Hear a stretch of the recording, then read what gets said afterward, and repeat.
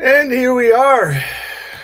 Hello, everyone. It is your midweek Macca break, another installment.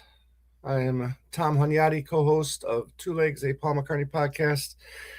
And we are live on air.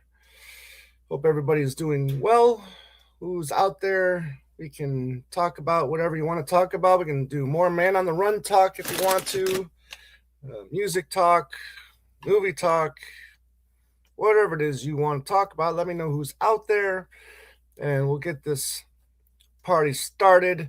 But yeah, absolutely. Thank you everybody for joining us Monday night as we joined, or as we were joined by Mitch Axelrod of Fab Four Free for All. Came on and he helped review the Man on the Run film, and I had a lot of time doing that, and hopefully everybody got to see it.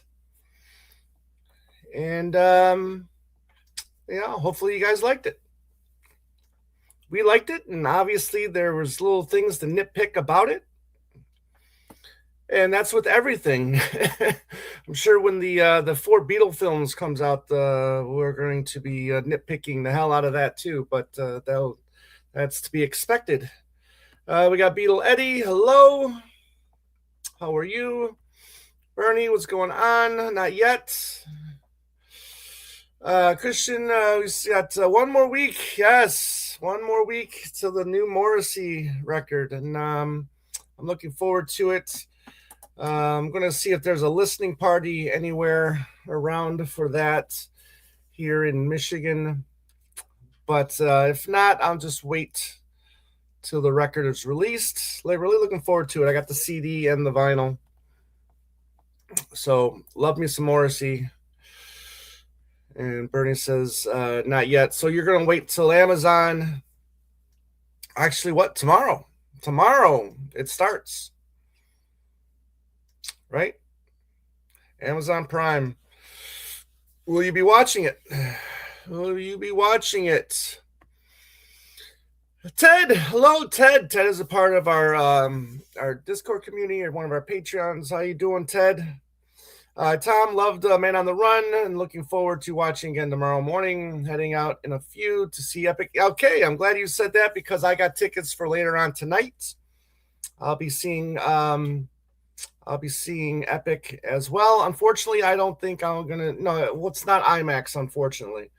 But I'm kind of looking forward to this. I saw the trailer. I wasn't going to see. I'm not the biggest Elvis fan.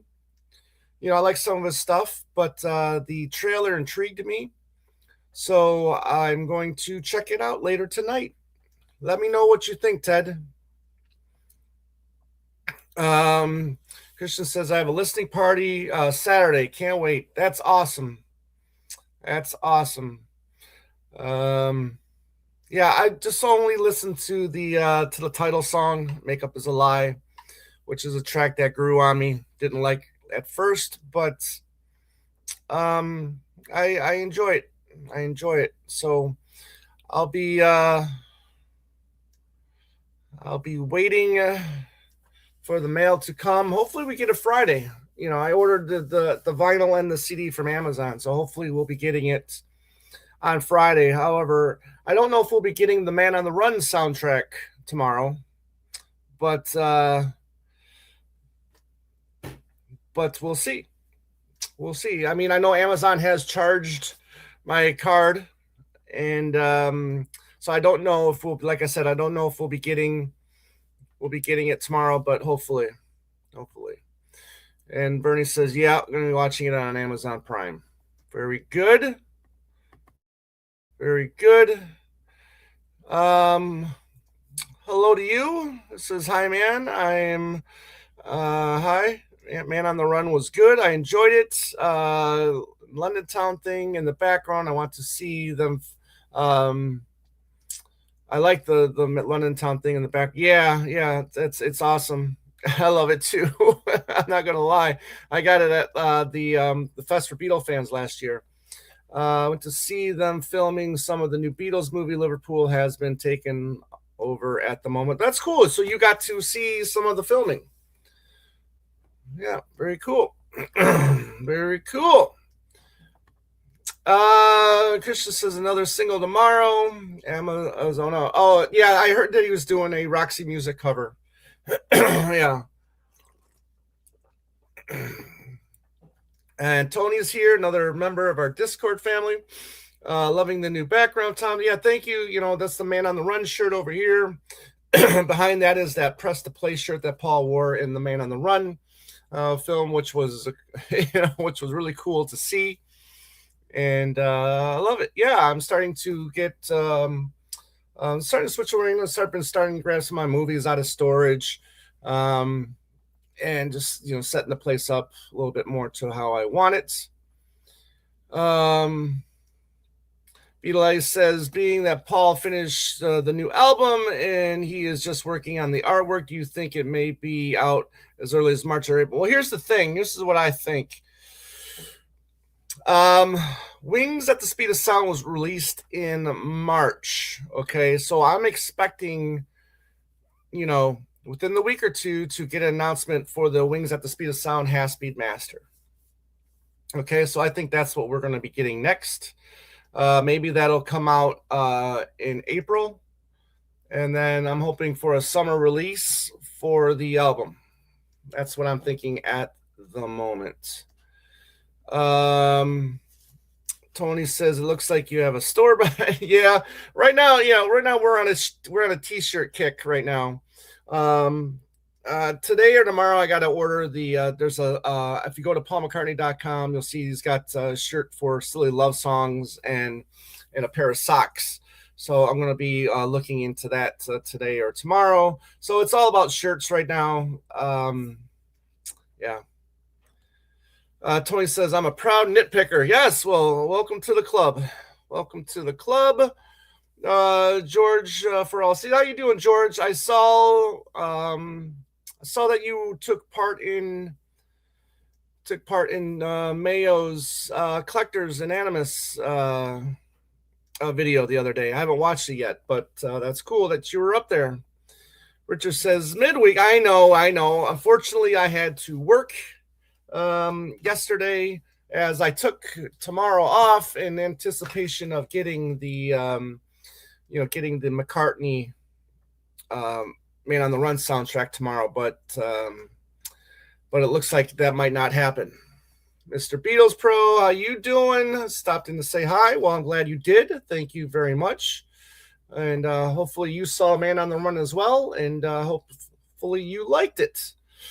So Beatle Eddie says, with the summer release, it will follow with the summer tour. Yes, let's hope so. Let's maybe a late summer or in early fall tour. If he does play the UK, I'm planning on packing my bags and heading out that way to see Paul in the motherland. I cannot wait. Elliot, how are you? Hey, Tom, hope all is well. They are at the moment. Hope all is well for you. My cuz says no summer tour. Rumors for Japan are coming soon. Yeah, I would even consider Japan. However, that's a long flight.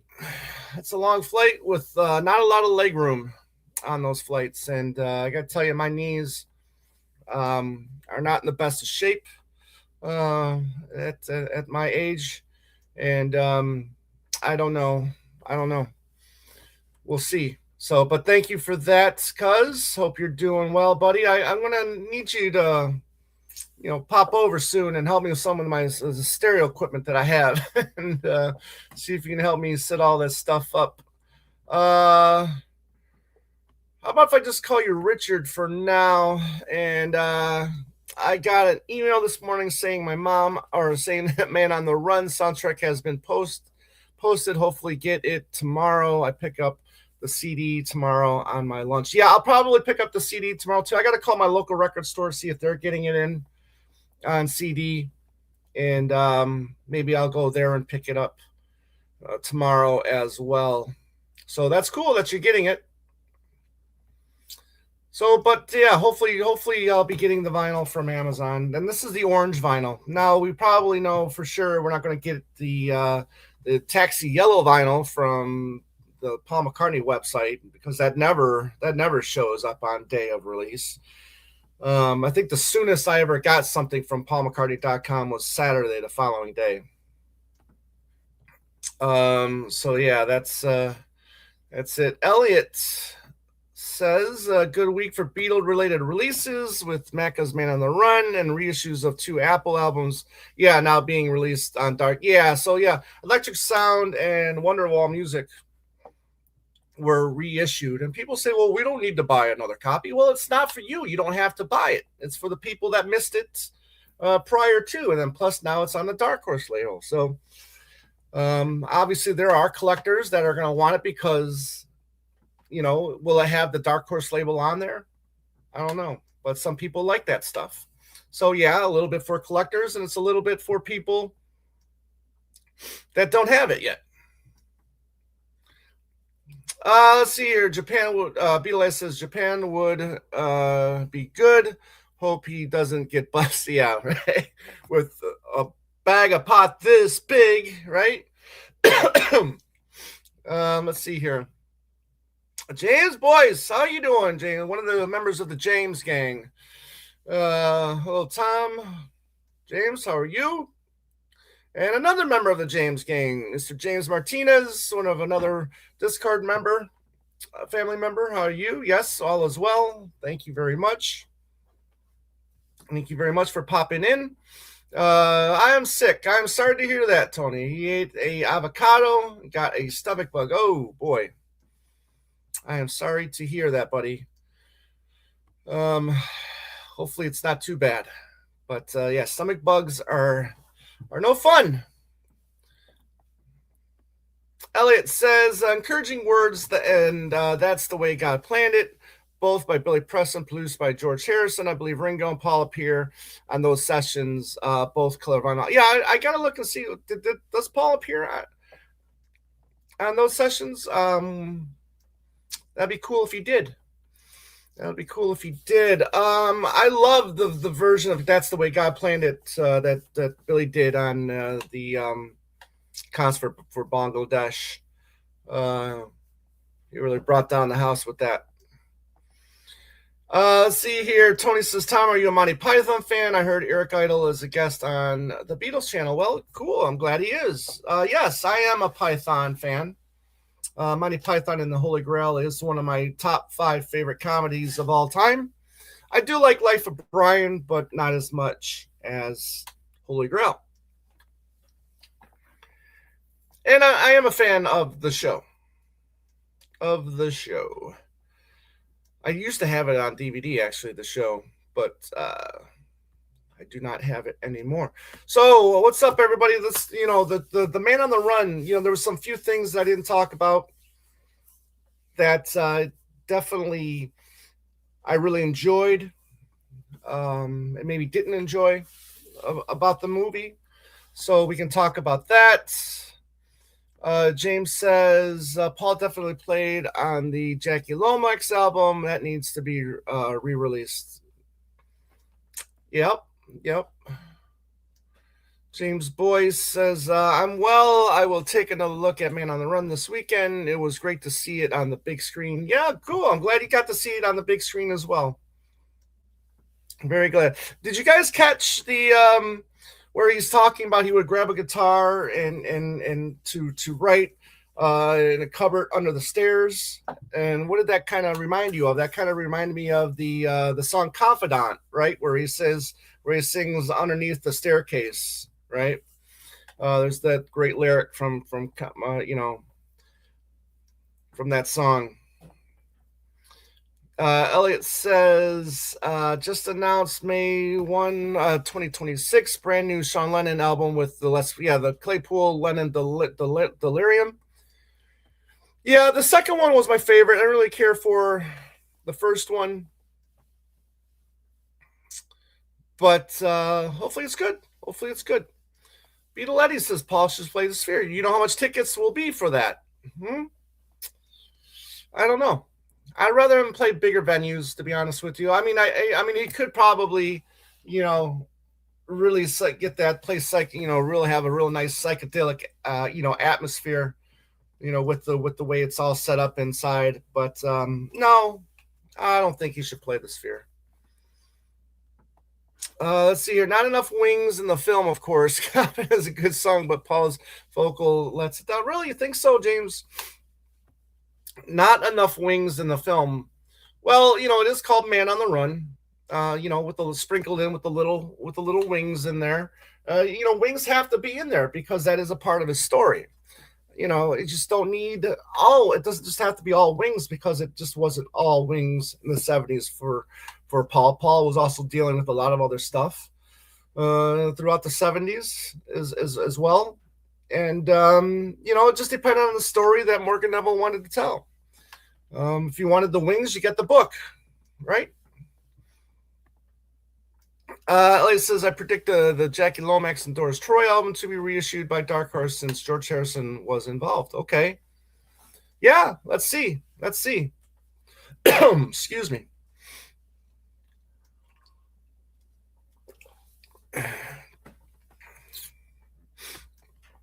What else? What do you think about the fact that Paul was the one that announced the Beatles breakup? Do you think John should have been the one to do that? And then how long should have Paul have waited to make that announcement? Look, you had, John announced he wanted the divorce in September of '69. And then, Paul announces it in April of '70 that he's leaving the Beatles. If George wanted to be the one, I mean, if John wanted to be the one to announce it, then, there's 6 months right there that John had the opportunity to do so, but never did. Let's see here. James says Rush have reformed, so I will see them in 2027 London. Only a year to go. Yeah, I'm thinking about that. I'm thinking about that. Let's see here. Buyers, we got another member of the James gang. Hello. Hello, Sir Tom. Thank you very much. Hello, everyone. Hope you're all doing well. Man on the Run is on Amazon tomorrow, so I'm looking forward to seeing it. Well, I'm glad to hear that, James. It's for me, it's really enjoyable. It's not perfect. In a perfect world, it would be like the Beatles anthology, right? Where it was like, 4, 5, 6, 7, 8, part documentary. But it's not. It's a 2-hour film, and that's what we have. Hopefully at some point we'll get the director's cut, which is apparently a half hour longer. So we'll see. We'll see. Boy says Paul would probably have had an easier time if John had let the cat out of the bag. Absolutely. Absolutely. Mike says, good afternoon. Good afternoon to you, sir. Thanks for popping in. It says, I traveled to Buffalo to see McCartney, had a great time, hung out in Niagara Falls. I was there for the weekend. Very cool. Very cool.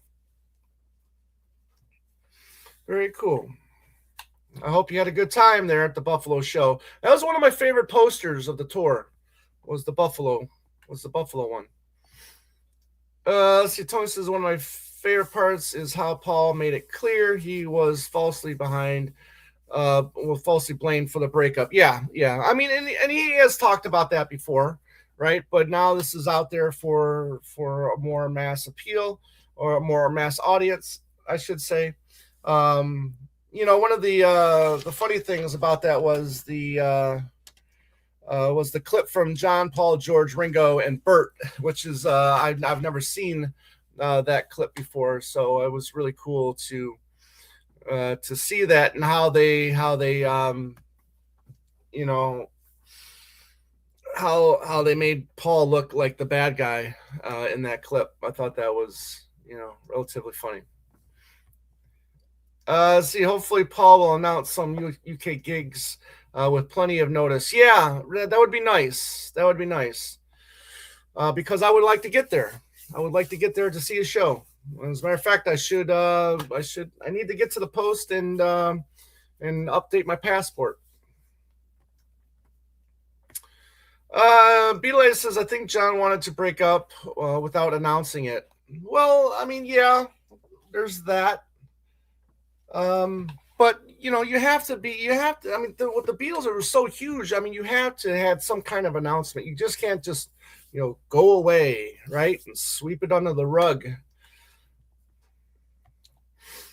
Let's see. James says, I really enjoyed the doc. I am more disappointed about the soundtrack. Yeah, lacking material and deep cuts, demos. Yeah, I think that's what the album should have been more of, right? It's just demos and outtakes and stuff like that.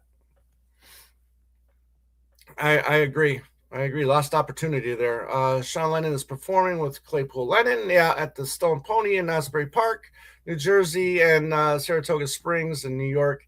He's going out on tour. Very cool. Very cool.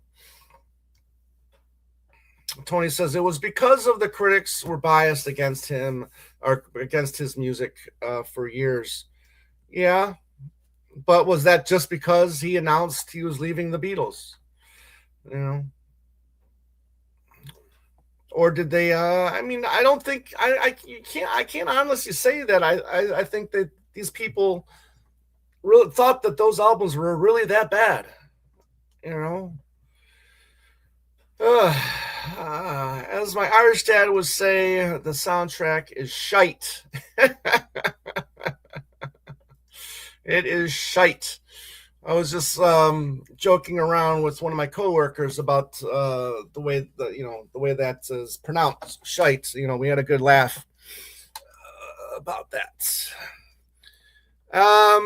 Before Paul quits, the Beatles headline. He actually gave an interview months before where he said the whole Beatles. Yeah, that's right. That's the Life magazine, article.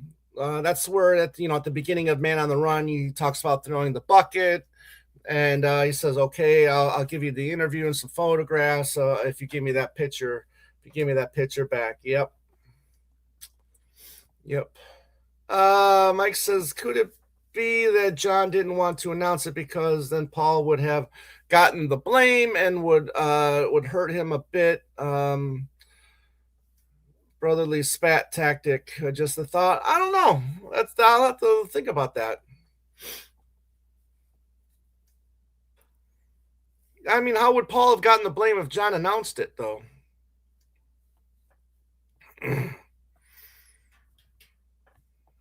mean, Paul was the one that wanted to keep the band going. James says, so he actually broke the story before he broke the story. Right, exactly. Yeah. Yeah. Yep, that's right. Yeah, and nobody caught up on that. We've talked about that before. Nobody caught on to that. That here's Paul saying the Beatles have broken up. The Beatle thing is over with.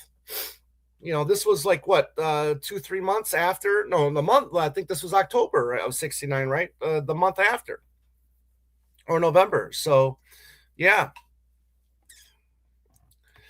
Okay, hold on here. So Beatles says, did Paul announce the breakup of Wings? No, I don't think there was ever a formal mention of Wings breaking up, except for this Danny leaving the band. This is I wish the Man on the Run soundtrack had the unreleased song he performed on the piano. Well, it has been released. All of you, all of me, or whatever. What was it? Was that on the? What was that on? Was that on the Red Rose Speedway? Or no, that was on One Hand Clapping. That was on One Hand Clapping. Yeah, all of you. Right there. The unreleased song he performed on piano. It's right here. Elliot. If that is what you're talking about. Hey, Gabby. Oh, hi, Tom. My family enjoyed watching the recent episode Two Legs with Mitch this past Monday. Thank you very nice. Or thank you very nice. Thank you very much. That was a lot of fun. And we got a lot to, and we want to be very thankful to Mitch. And because Mitch has been very nice to us over the years. And actually, we had Mitch on right before Andy joined. Actually, one of the last episodes. that I did with my cousin before he left the show was with Mitch Axelrod. If you go to Podbean, you can check it out. And um, we talked. What was it? How did we put it? It was our five biggest Paul's five biggest mistakes he made in his career, or something like that. We did that with Mitch Axelrod. Maybe that should be something we can revisit with him. Warren Wiener, John Yan, however you pronounce his last name, was a big part of the problem too. Yeah, he was pro John, absolutely. Buyer says John didn't want anything to ruin the Capitol deal either. That's true. That's true. They had to keep it quiet because Mr. Klein was working on a deal to sweeten their wallets and his. Let's be honest, his wallet too. Tony D says, Jan Warner forced someone like at Rolling Stone to change the review of the debut album. Right. Mike says, meaning that Paul would be blamed and not John, so John wouldn't have looked like the bad guy and Paul would. Okay, gotcha. Yeah, maybe.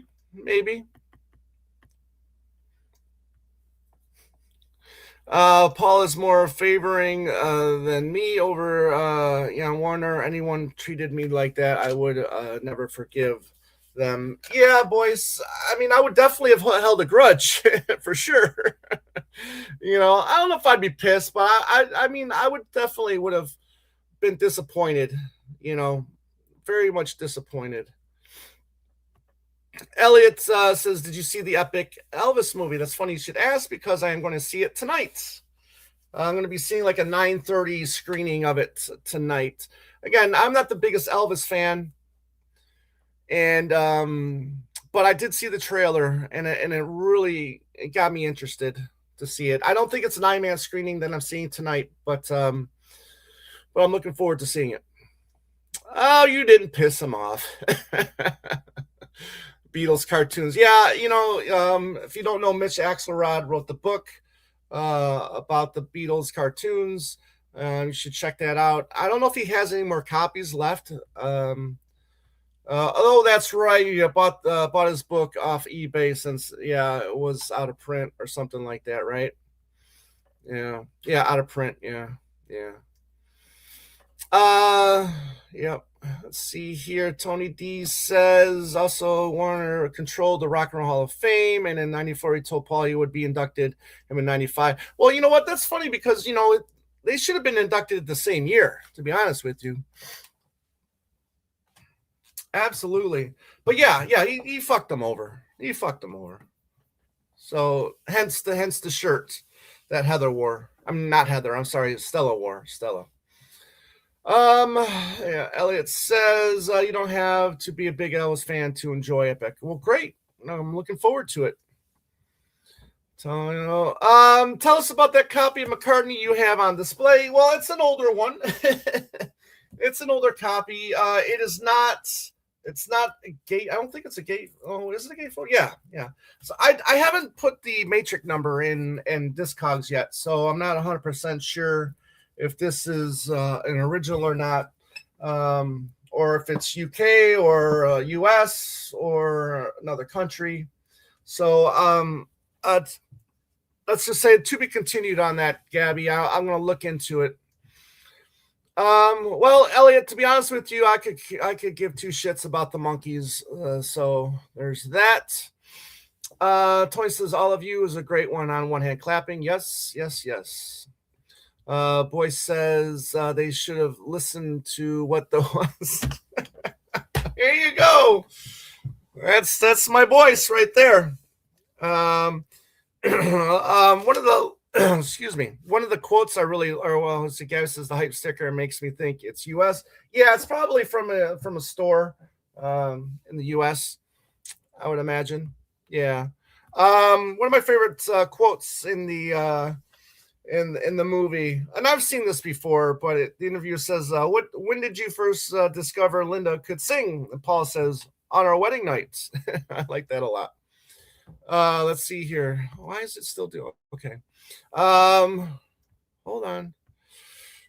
Rory says, "What variations of Man on the Run soundtrack are you getting?" Well, I'm getting the orange from Amazon, the yellow from PaulMcCartney.com, and the CD. And the CD. What else?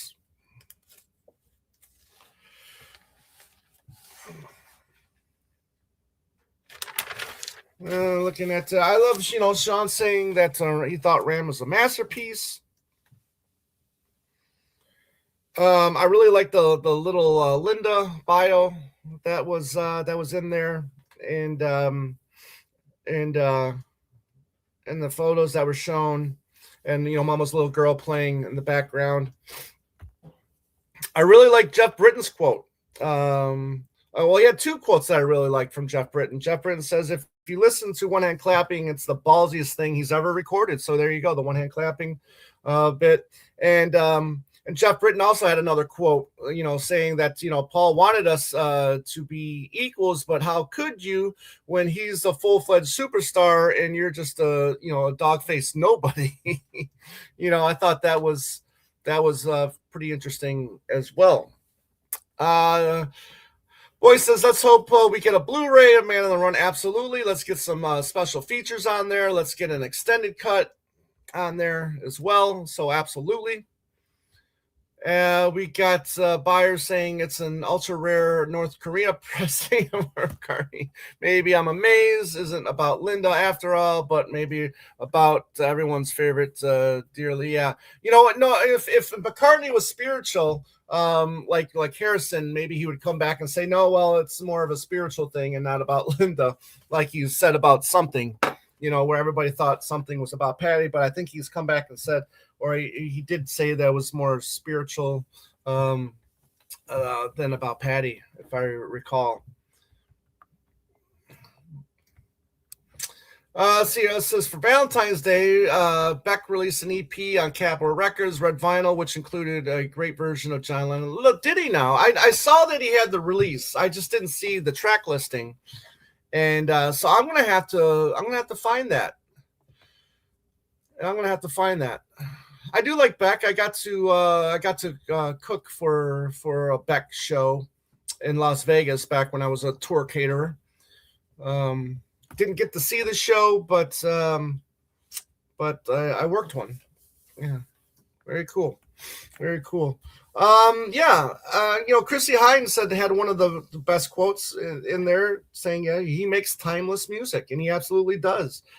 Punk was, as they were talking about, that era of Mulligan Tire and punk. If you go back and listen to punk, it's it's very dated, right? But if you go back and listen to Paul McCartney music, it's timeless. It really is timeless. Bernie says Beck was the host on the what? So there's that. Paul made it clear what lineup he thought was best in the movie. He always thought that it was the Joe English and Jimmy McCulloch era that he thought was the best. Always thought that was interesting. I mean, we always kind of thought we knew that, but for him to come out and say that, I thought maybe wasn't the best thing. It will be interesting to hear Chrissy on Paul's new album. Yes, absolutely. And Elliot says, do you think Paul should do a residency at the Sphere in Las Vegas? No, I don't, because tickets would be through the roof for that. Tickets would be through the roof. He has a set price for each show. The promoters would want to be making as much money as possible. How many people can you fit in the Sphere? If somebody can look that up while we're live, how many people can sit in the Sphere?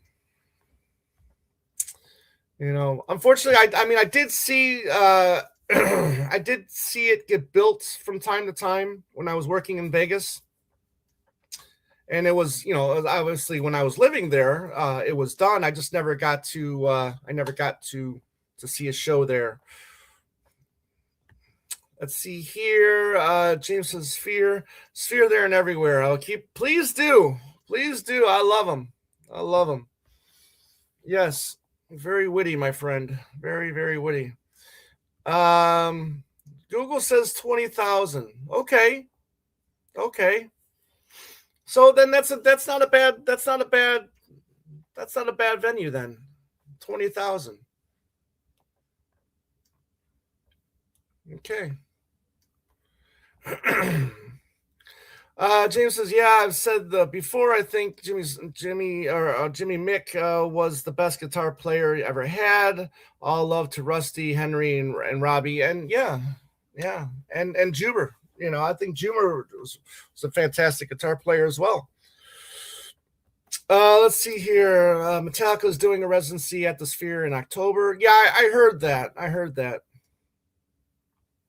Well, maybe then. I don't know. It might work for him if he plays for a month. Remember, he's getting up there in age and might be easier for him. Yeah, travel-wise, it might be easier for him to do a residency somewhere, whether it's the Sphere or somewhere else. For me, he would have to change the set list up, if he's going to do a residency. Could he do like a month-long? Let's say it's a 30-day month, okay, and he's going to do. Let's say he does 18 shows, okay, in that month. Okay, he's got to change up the set list. He's got to. Here we go again, boys. If you were Sphere today, woo, right? Let's see here. 18,600 seats. Beatle Eddie says, okay. Well, that's still a little bit more than some of the arenas that he played on this last tour, for sure. Right, residency at the Royal Albert Hall would work for you. Okay, boys, how far are you from the Royal Albert Hall? Would that be a long travel for you? And have you ever been to the Royal Albert Hall?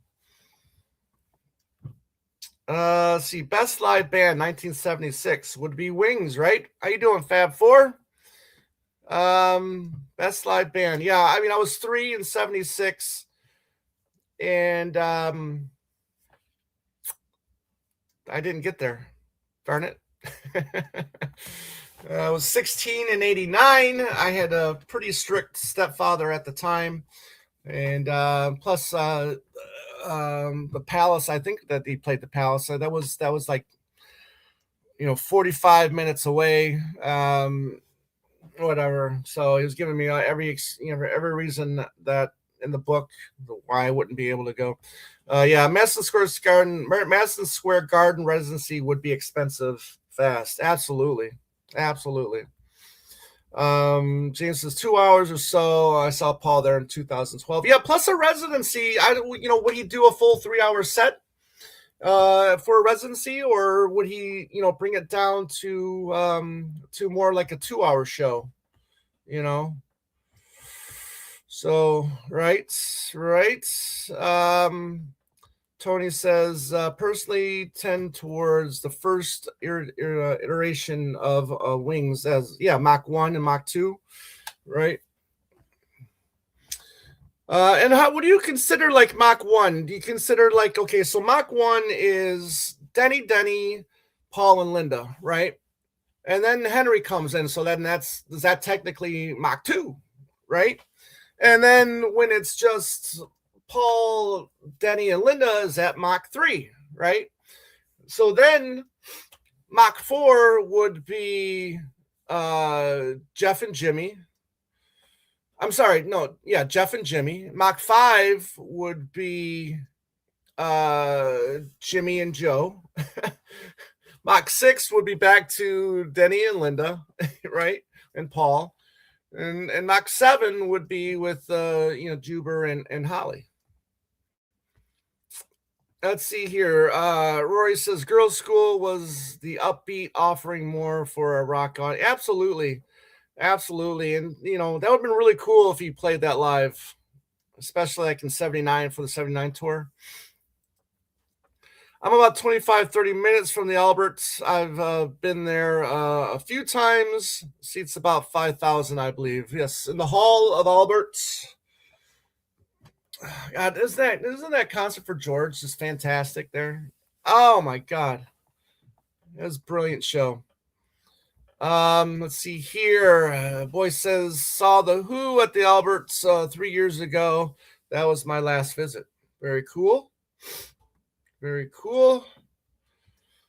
James says our train system is pretty good, so 2 hours. As soon as you're gonna take the last train to London. Just kidding. No. God, I love that song, Last Train to London. So happy I got to see Jeff Flynn do that live. They're at the last ELO show or tour, I should say. B Lady, I think he should do Carnegie Hall. Very classy. Okay. Ellis says that would have to be a big Rock and Roll Hall of Fame induction for Wings and would have to include all members. Yeah, but all members wouldn't be there, obviously. Who goes up there and accepts, would The Rock really put Paul in there 3 times? And would it be just for the band? I don't know.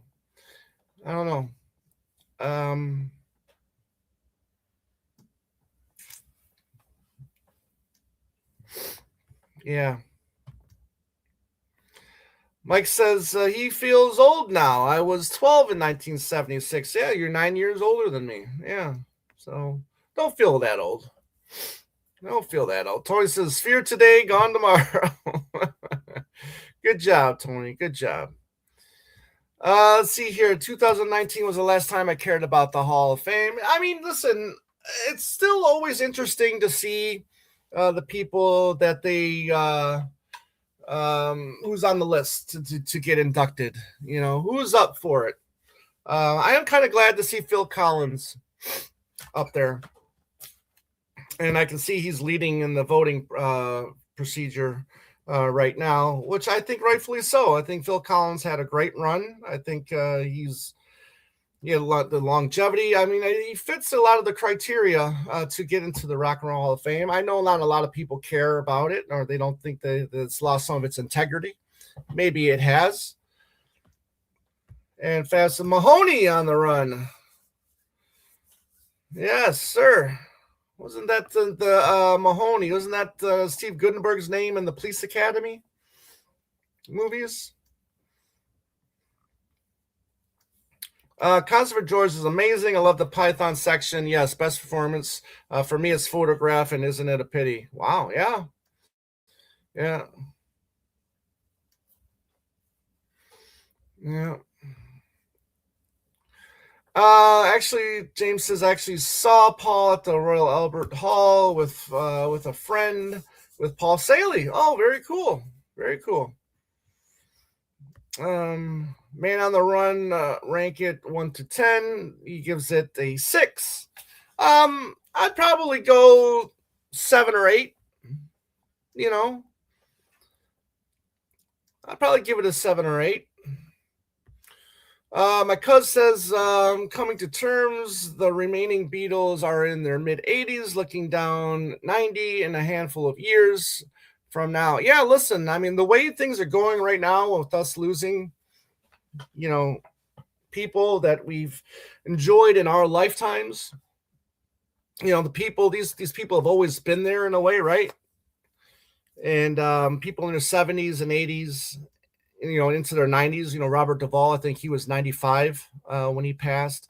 These people that they've always kind of been there. We kind of grew up with them in a way, and it's sad to see all these greats. I was just talking with a friend about the actor Bud Cort, who I was a fan of. There's, he had a nice little run of 3 movies with MASH, Brewster McCloud, and Harold and Maude. And, then he came back and he did some stuff later on in the 90s or whatever. He was like the guy in a coma in the movie Dogma for Kevin Smith. And then he was like the kitchen manager in the movie Heat with De Niro and Pacino. So, yeah. It's kind of crazy when you think about it. When you've given so much time of your life to these people, right? I mean, if you're a movie fanatic, you're watching all of these people's films, and or if you're a music fanatic and you're listening to their music constantly, you've dedicated so much of your time and your life to these people, and then now they're just kind of like in a way falling at a fast rate. It really puts things in perspective. Elliot says, since Billy Idol's nominated, Dark Horse Records announced that a new documentary on Billy Idol will be in theaters. Very cool. Well, I mean, Billy Idol, listen, as an first generation MTV watcher, Billy Idol was a big part of those early years. Big part. I mean, Eyes Without a Face, White Wedding, Rebel Yell. Those videos were played nonstop. And then, a few years later with Moni Moni, yeah, Billy Idol was I wouldn't say he was big, but he had a good following.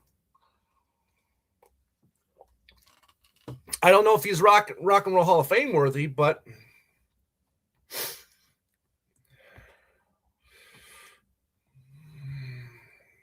let's see here. James says, "Oh yeah, nothing really new." Well, that Morse Moose and the Grey Goose bit, okay, that was right. That was definitely the highlight for me and some of us. I know Andy really loved that a lot. With the Little Luck footage. I mean, there's this smaller bit of that on YouTube that you can see on YouTube, but here in the movie it was extended. So there's that. Let's see here. James says, I wonder if there will be a concert for Paul. Concert for George was done so well. Well, let's also see who's still around.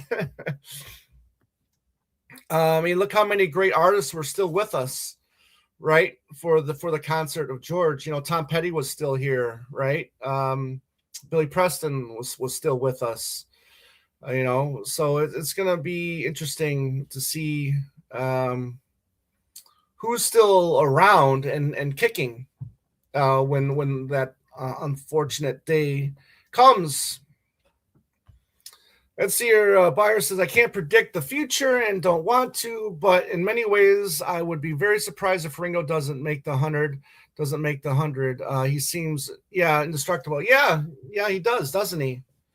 He does, absolutely. I mean, the guy's still doing jumping jacks on stage. Where's Papa? I don't know. Where is he? Let's see here. February 2018, I saw a concert for George. Is an awesome Chicago movie theater. Okay, yeah, very cool. Very cool.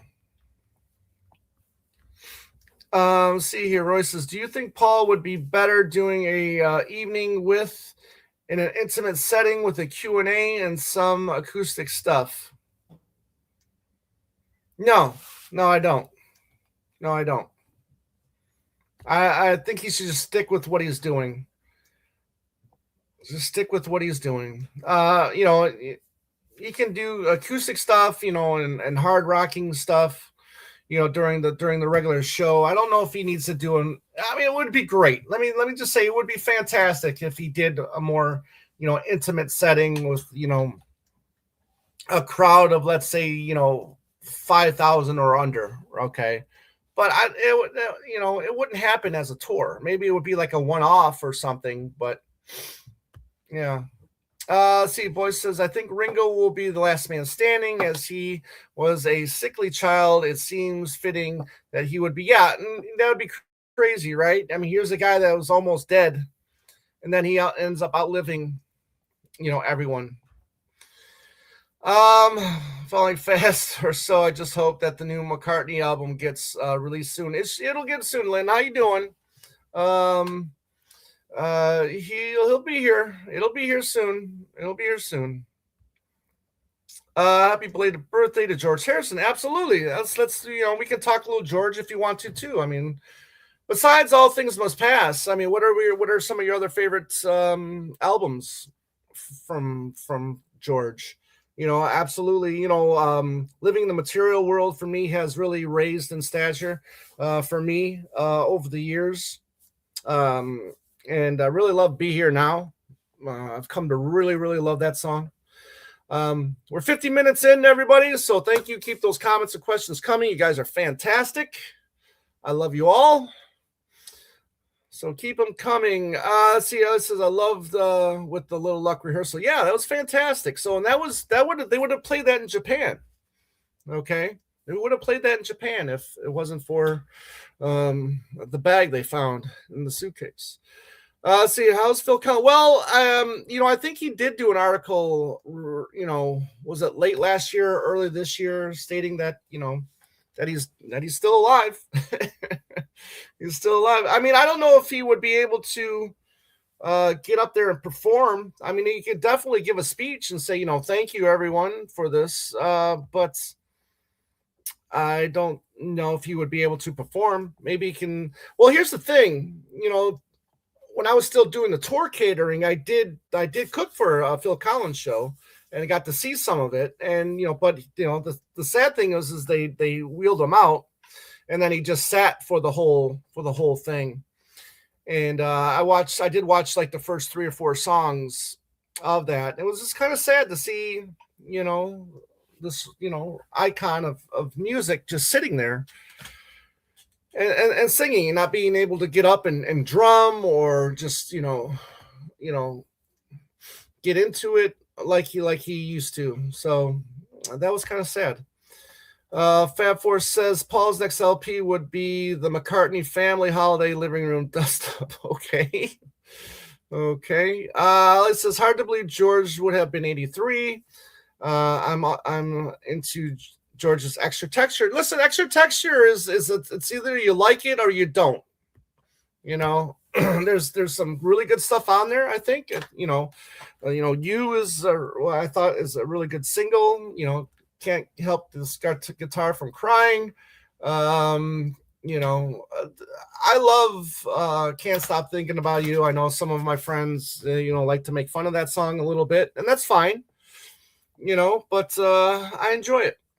I enjoy Extra Texture. Extra Texture in a way is kind of like, I don't know, and to me almost kind of like Wildlife in a way. It feels rushed. I'm planning. Lynn says I'm planning to dedicate some time in March to George's solo albums. I only go through. He was the first one in Bangladesh. Yeah, that's great, Lynn. I think that's really good. You should. And check out, the crazy stuff. Check out Wonderwall Music and Electronic Sounds just to say that you listen to him.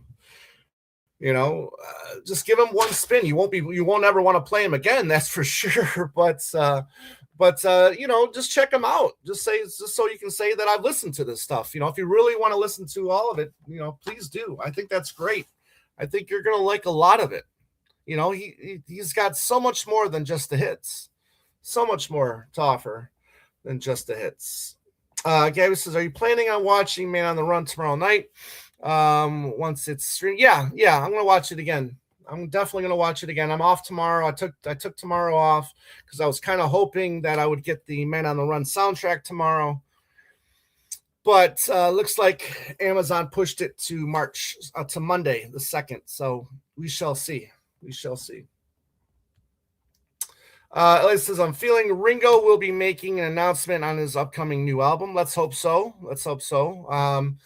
His last album, Look Up, is a year old now already.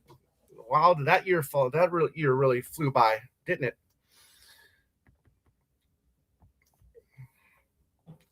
Tony C says the rehearsal footage made it seem that Paul didn't think they were ready to play live.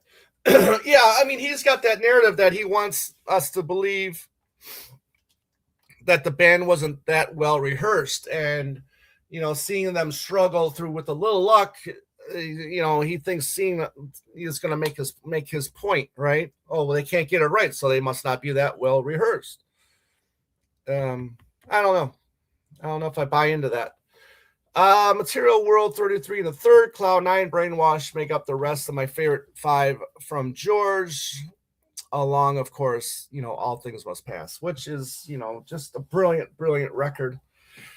That maybe I'm going to play later. I'll play. Maybe I should play that album later. Mike says, I love Cloud 9. So do I. I remember getting that album, listening to it over and over and over again. Yeah. I would have been, 15? 14 when that album came out. Because that was 87? Yeah. Yeah, 14. And got that album. Yeah, loved it. I'm not the biggest fan of Got My Mind Set on You, to be honest with you. I mean, I'm glad it was a hit. I'm glad it was a number 1 hit for George. But I don't think that's anywhere near the best track on the album. And this track that Tony just mentioned, The Wreck of the Hesperus, I love The Wreck of the Hesperus. I love that song. Fish on a Sand, so many good songs on Cloud 9. So many good songs. Like it says, bonus track on the new Dark Horse release on CD. This guitar version with Dave Stewart, Danny Harrison, Ringo Starr on the CD. Very cool. Very cool. Duke says, Wonderwall has been my Harrison Rabbit Hole album lately. It's a great album. It is. And the funny thing is that none of the songs on the album are in the movie. It's like all the songs that are on the movie are different from the ones that are on the album. So you should check it out. You should check out Wonderwall, the movie, as well. Absolutely. Lynn says, I'm watching Man on the Run again Saturday and forcing my guy friend to watch it with me. Good. Good. Tell him, listen, this is who I am. I'm a McCartney fanatic, and you're going to watch it with me. Gabby says, yeah, I'm hoping to get my copy sooner rather than later. Patching looks cool. It does look cool. It does look cool. Yeah, so I'm going to call up my local record store here soon, later today, and see if they're going to have the CD tomorrow. And I'll just pick one up. I'll pick one up.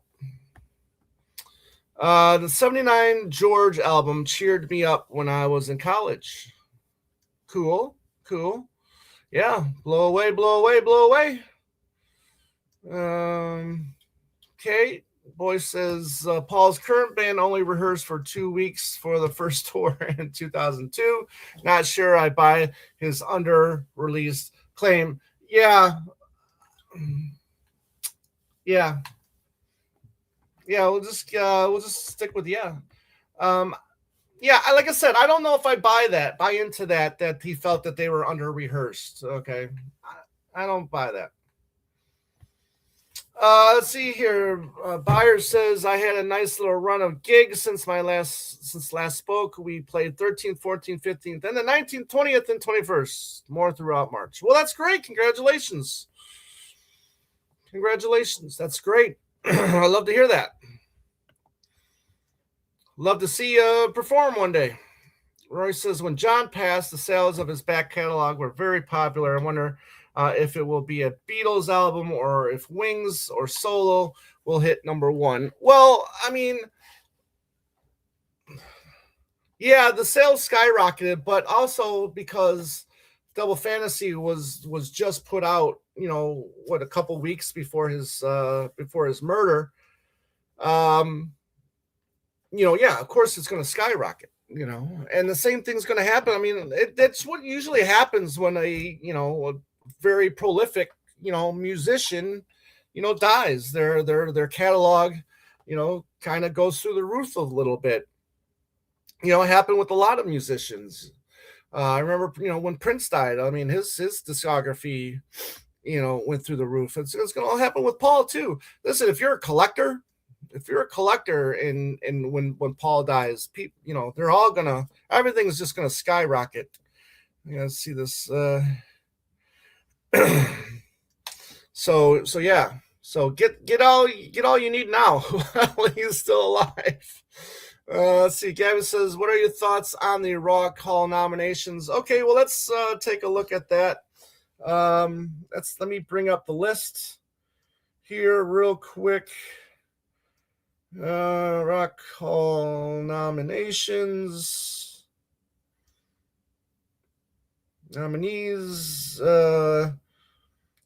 Well, I did talk about Phil Collins. Black Crowes. Okay, I love the Black Crowes. Love them. Are they Hall worthy? I don't think so. I love their second album, Southern Harmony and Musical Companion, but I don't think they're Rock Hall worthy. Jeff Buckley, which I know is since his death, he's become very popular. Mariah Carey. Okay, listen, she's okay. Now let's just get this rock and roll. The thing with the Rock and Roll Hall of Fame, their biggest mistake was calling it the Rock and Roll Hall of Fame. I do believe that other genres of music should be put into this Rock and Roll Hall of Fame. Okay. Mariah Carey, I would not be surprised if she got into the Rock and Roll Hall of Fame. Not at all.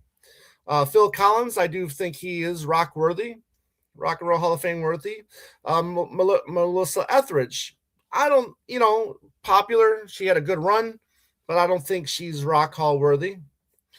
Lauryn Hill, no, I wouldn't put her in. Billy Idol, no, I don't think I would put him in either. In Excess, no, I would not put them in. Iron Maiden, I would put in because they were very influential. They have had a long career and they were very influential on that genre of music. Okay. So yes, I would put Iron Maiden in. Joy Division, New Order. That's I'm on the fence with that one. Okay. New Edition. That's the one with what Bobby Brown and Belle Biv DeVoe. No. Oasis. Now listen, Oasis was big, right? They had a nice run. They brought guitar rock back into the fold. I wouldn't be surprised if they made it. Pink, I wouldn't put in.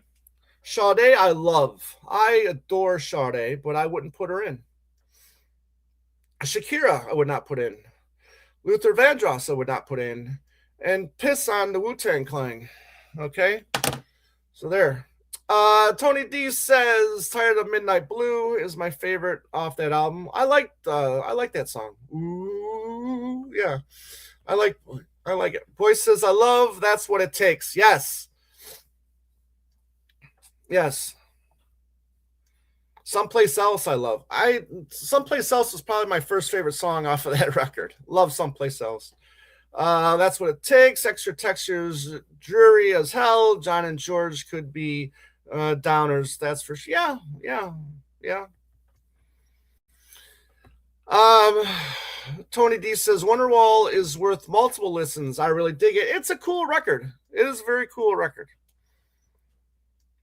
Elliot says Seasons of Glass by Yoko Ono with the whole Double Fantasy Band is being reissued. Yeah, by Circuit. Yeah, I have all the other reissues, Yoko's reissues, and I will definitely pick that one up from Secretly Canadian Records. Yeah, I will definitely pick that up for sure.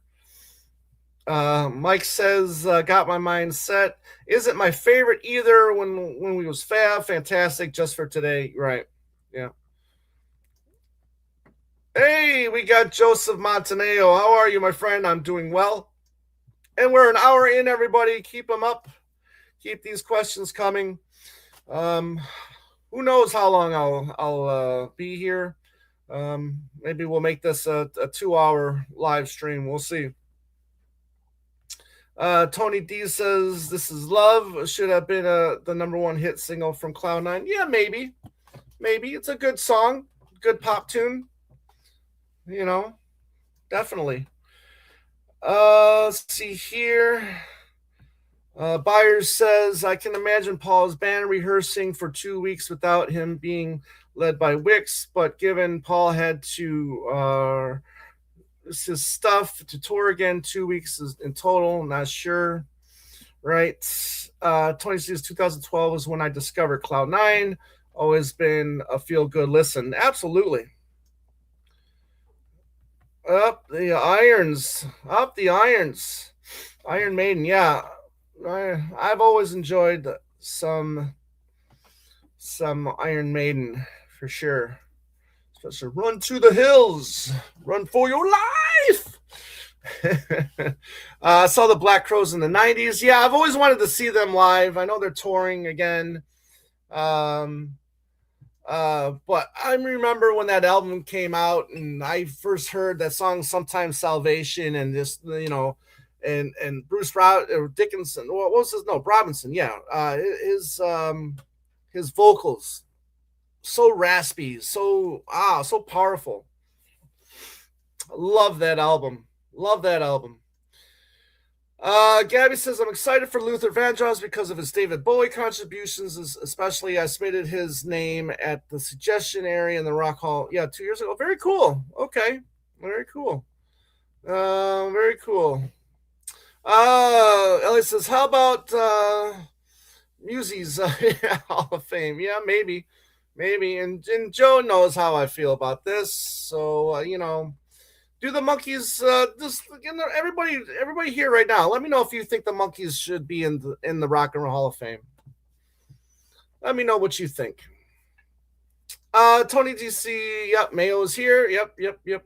Bernie says Psychedelic Furs, they're still touring. I saw them last year and I started seeing them in the 80s. Okay. Yes. Elliot says I love Fish on the Sand from Cloud9. I do too. Great stream going. Thank you, George. I really appreciate that. You guys make this awesome. You guys really make this this stream a lot of fun. So thank you. Just keep the questions and comments coming. Gotta run. Always a pleasure, Tom. Take care, friend. Take care, everyone. Yeah, buyers, it's always great to hear from you. Always great to hear from you, buddy. Rory says Liam Gallagher and John Squire used some of George's Wonderwall album music to warm up their audience. Very cool. Boy says Cloud9 box set next year, I wonder. Well, I wonder too. I think Concert for Bangladesh is next. Myself. We'll see. I'm doing okay, thank you. I'm looking forward to getting the Man on the Run soundtrack album tomorrow, even though the track list is short. Is still a new album. Yeah. If you order it through Amazon, you should be able to start listening to it tonight. If they still offer that free streaming, if you buy one of their buy an album on their website, but I know Amazon did just take payments for the Man on the Run soundtrack, and they pushed the release to the 2nd. So I don't know if they're getting it yet. I don't think stores got it today. I was watching the In Groove that I used to go to in Arizona every week. Every week, the guy Mike, he does a video showing what comes out for that week on Thursdays. He drops those on Thursdays, and he didn't have his copy of Man on the Run yet.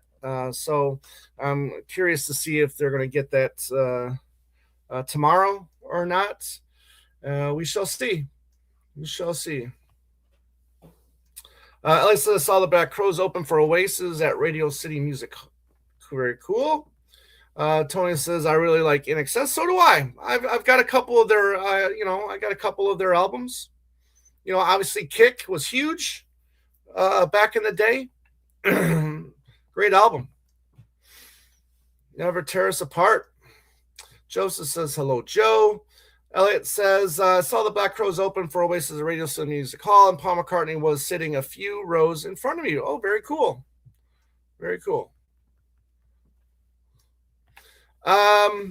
Maybe Nez can be inducted into the Songwriters Hall of Fame. Okay. I wouldn't have a problem with that. Joseph says, yes, the Monkees deserve to be in, and they did learn to play instruments and sing for their albums and concerts. If rap and R&B is in, why can't the Monkees? Okay. Joe says, if nothing else, the Monkees should be in the Rock and Roll, the Hall of Fame, because practically anyone gets in these days. It's no longer about huge influence. Well, yes and no.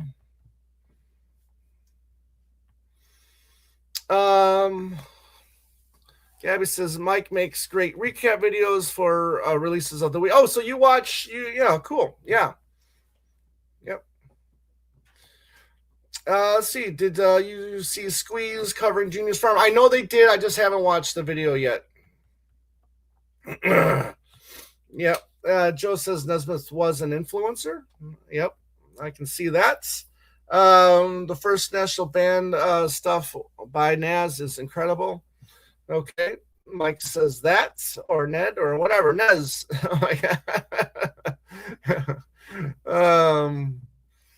Yeah. So, but yeah, other bits as we caught up, other bits.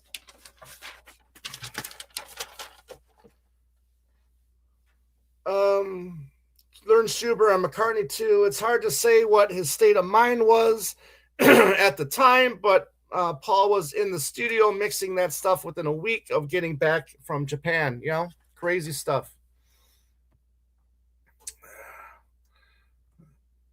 Let's see here. Elliot, so I'm thinking Dark Horse Records will continue releasing George's catalog with Live in Japan. Well, Live in Japan has been announced. If you go on Amazon, it is available on Amazon right now, Live in Japan, and I have pre-ordered it.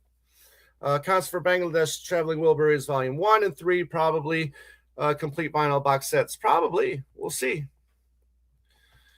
Let's see here. With everyone else being entered into the Rock and Roll Hall of Fame, why not the Monkees? Well, not everybody else. I mean, there's still a lot of acts that are not in there. So, I mean, when you say with everyone else being entered, do you mean by everyone else being bands that you don't like or genres that you don't care for? I'm just curious. Let's see here. Hopefully Wings will get in next year. I doubt it. Yes, the In-Groove makes great. Yes. Yeah, Mike he was a good guy. Got to know him a little bit when I lived in Arizona. Great record store.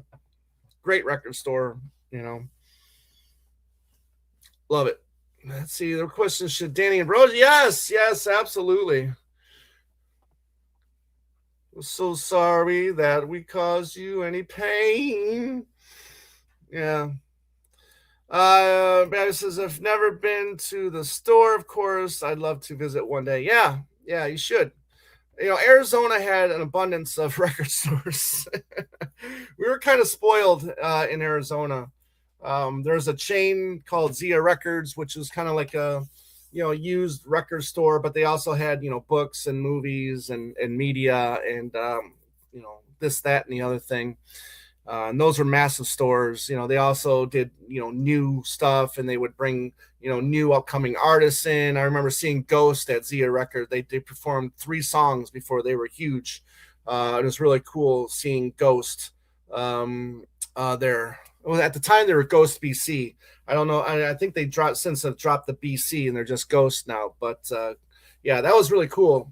They were doing an album signing at the time.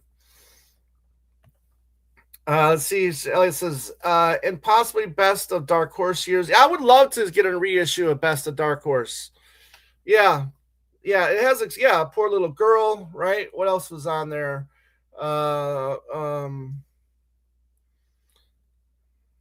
Hakamini Business. Right. Yeah. Joseph says Live in Japan. Release date is March 20th. Yep. There you go.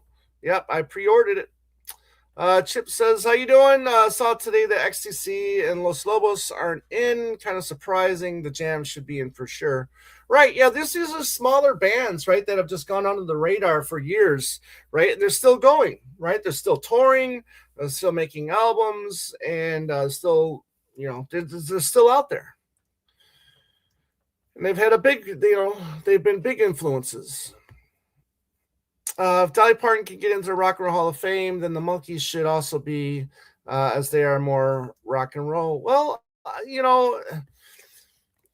what is rock and roll? Okay, rock and roll comes from rhythm and blues and country western music. So that genre should be included in the Rock and Roll Hall of Fame. I mean, Johnny Cash is in there, right?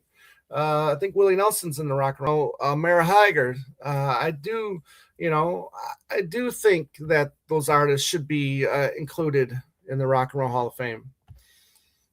All right, Harrison Estate should release new stuff. Live in Japan and Warriors have been reissued over. Yeah, they've been reissued, but they go out of print, right?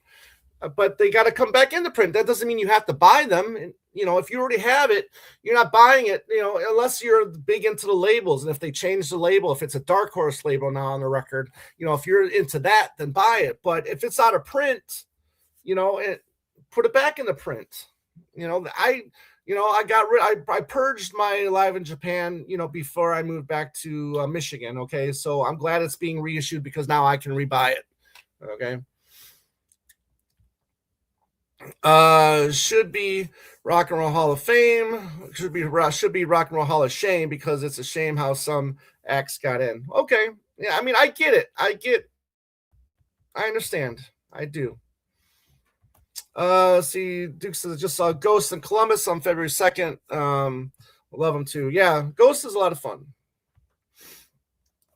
Are Paul Revere and the Raiders in? Should be. If not, should they?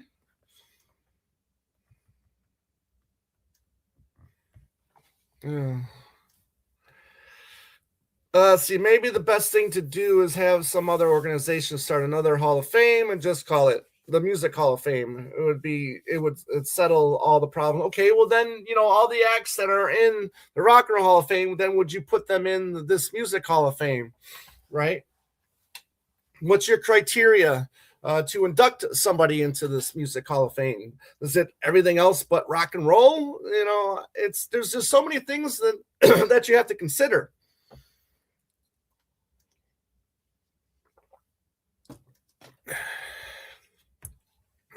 To the hall, rock is an attitude, not genre. Okay.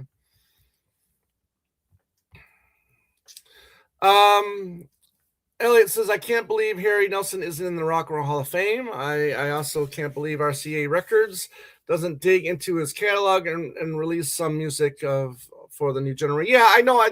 They did reissue his catalog in a box set, didn't they? A few years, maybe 10, 12, 15 years ago.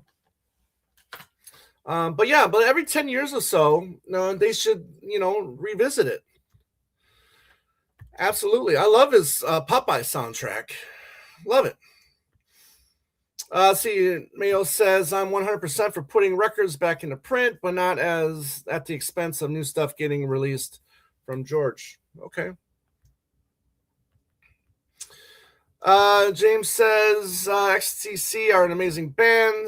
Skylarking, Oranges and Lemons, Non Such, Apple, Venus, Val, one are essential albums. Volume 1 are essential albums. Okay. James says it's a U.S. thing, so I don't give a shit. I like that. See, George says the point I am making is there are more notable acts than Dolly who have been entered into the Rock and Roll Hall of Fame. Okay, I can respect that. Let's see here, Joe. Sorry, hold on one second, Joe. Are you opening a closed store? Yeah, yeah, one per customer. No, listen. Yeah, I'm really into the shirts right now. I guess we're just Andy and I are thinking of doing something a little fun with all the T-shirts that we've been accumulating over the years, and we want to get to a certain amount of shirts first before we get there. We do that. Let's see here. Monkeys should be in. A lot of artists are in that don't play instruments. I believe Mike and Peter played on the first couple of albums. Yeah, yeah. I get that.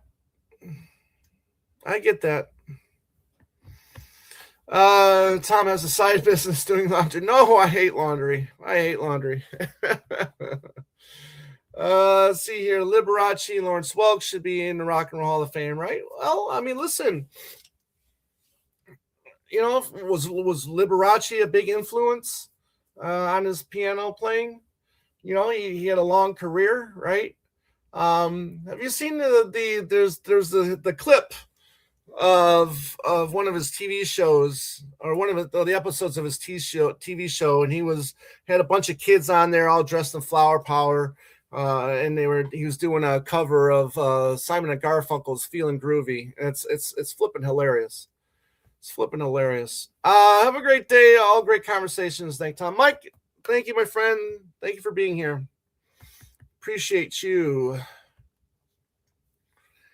Let's see here. Fan of Libertines and Bodies, Baby Shambles, good stuff. No, I'll have to look into those. Are they newer? Are they older? No, I'll have to look into those. Thank you. I mean, I like discovering new music, so thank you for that. Movie shelves, yeah. I still got one more movie shelf in the other room I got to put together. So, yeah. So eventually I'll get rid of this. I got a record vinyl case right over here. I'll eventually move this and put my other Blu-ray shelf right here, as I almost knock over the record. So this will be like the movie wall over here, and then on the other wall I'll have more of the entertainment, the records, and stereo equipment and TV and stuff like that over there. Yeah, absolutely. Come on, summer. Who says they like winter? Come on, guys. What the hell's wrong with you? Winter schmitter. Yep. I got some nice hot Italian sausage for dinner. I'm gonna make some nice arrabbiata sauce. I like spicy. I'm really into spicy foods right now. So I'm going to do some pasta tonight before I go see Epic. Joe, I'm going to go see Epic tonight. So hopefully you're going to be seeing it soon. Excuse me here. I'm going to take a drink. Roy says, I think Denny Lane is already in with, yes. Moody Blues are in, and he was an inducted member. Let's see here. I also can't believe Badfinger isn't in the Rock and Roll Hall of Fame. At least Ron Griffiths and Bob and I guess, except on behalf of the band, and McCartney can do a speech. Yeah. Listen, this might piss people off, but I would put Badfinger in the Hall of Fame before I would put the Monkees in.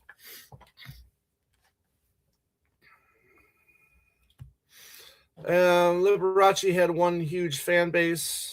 Yeah, and didn't he have he had a Vegas residency, didn't he? I mean, he was huge in Vegas. People came from all over the world to go see him. Let's see. One could argue the Monkees and Mamas and the Papas are not that much different. Vocalists with a studio band. Good point. Good point. But like others have pointed out, the Monkees did eventually, well, I mean, some of the members could play, right? I think didn't Mickey have to learn how to play the drums? Or did he already know? Tell me. Hell, Elvis never wrote a song, but he was huge influence. He was a huge influence. Absolutely. And again, that's one of the criteria of getting inducted into the Rock and Roll Hall of Fame. Their 90s to now or less. Mick Jones of The Clash produced a few of their early albums. Okay, cool. Thank you for mentioning that to me. Let's see here. The new episode, Things We Said Today with Mark Lewison, is really good. Okay, very good. Glad to see that. I know Fab Four Free For All had them on as well, or had him on as well. So good on you guys. Good job with Mark. I wonder why Man on the Run is on Amazon and not on Disney, like all the other Beatles and Paul related stuff. Well, not all the Paul stuff. I mean, Hulu had what McCartney 321, was that what it was called? But I think Disney owns Hulu now, so I guess that is kind of a Disney thing. But that was originally Hulu. Well, that's just a deal that they made, right? Last year, they announced a partnership. McCartney announced a partnership with Amazon, so I'm kind of not surprised. And Duke says Badfinger wrote all of the biggest hit song in the 20th century with Mariah Carey. Okay, the biggest song. Okay. And Liberace fans went over to Barry Manilow. Now, Barry Manilow be in the Rock and Roll Hall of Fame? Badfinger fits all criteria for the Rock and Roll Hall of Fame. They wrote "Without You," had hits like "Come and Get It," "No Matter What," "All Day." Yeah, but I don't think hits were part of the criteria, right? So influence was a criteria of getting into the Rock and Roll Hall of Fame. Yes.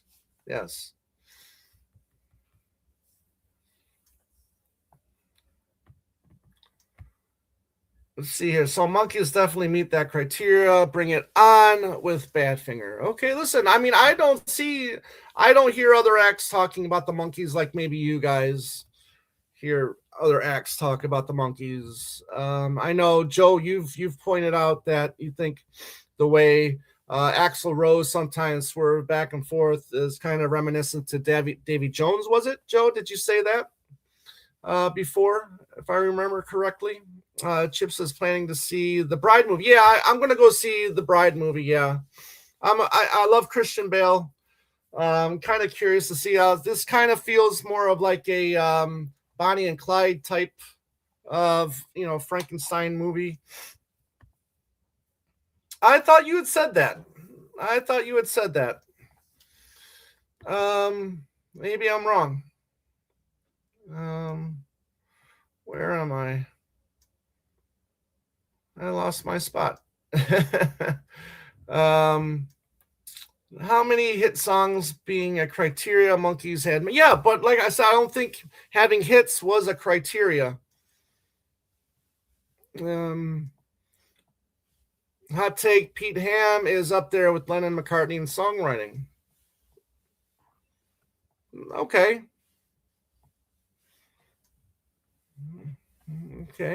You sure? I could have swore that was you that said that. Anyways, okay. Well, we are hour and a half in. Yeah. Well, I mean, they loved the song. So, I mean, obviously, they were obviously influenced to sing a rendition of that song. And wasn't I mean, Harry Nelson's version of "Without You" is probably the better of all of the covers of that song. Let's see here. Read an article today about American record pressing plant. All right. Apparently they pressed a lot of early Beatle VJ pressings, including the misspelled Beatles single, closed in the 70s. Okay, cool. Let's see here. Joe says there is no real criteria anymore except that it must be 25 years since the first record. I think. Yeah, you exactly. You can't. You're not going to get nominated to get in until it's 25 years after your first release. So yes, you are correct there, Joe. But again, I mean, listen, if you're not a fan of a genre of music, you're not going to see the influence. You're not going to see, you're not going to see the other criteria, if whether or not they belong in there, because if you're just a fan of one particular genre of music, and if you think it only should be that genre of music, then I can understand why you're going to have a problem with a lot of these acts being nominated today. You know, if you see like a band like Styx, just Styx be nominated into the Rock and Roll Hall of Fame. I don't know if I would. I don't know if I feel like Foreigner should have been nominated or should be inducted into Rock and Roll Hall of Fame. I mean, yeah, they've had longevity, um, but I've never been the biggest fan of Foreigner. To be honest with you, I like some of their songs. I mean, should Boston? I think Boston should be inducted into Rock and Roll Hall of Fame. They're not, but whatever. We're all going to have different, thoughts and opinions on the subject. Mariah Carey, Murdered Without You. Harry Nelson's is far better. Absolutely.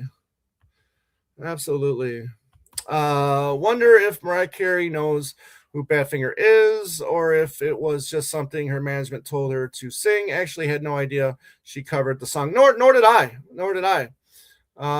Makes me kind of want to listen to it after I'm done doing this live stream. But I don't know. So let's see here. But the Rolling Stones committee ultimately elects the exactly.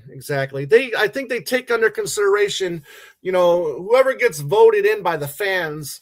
Then they kind of like take that under consideration. Okay, like if Phil Collins, like I think Phil Collins is going to get in. Okay, and I think he's leading the fan vote right now. So like if Phil Collins wins that fan vote, they don't take that as like he's getting in. They just take it under consideration.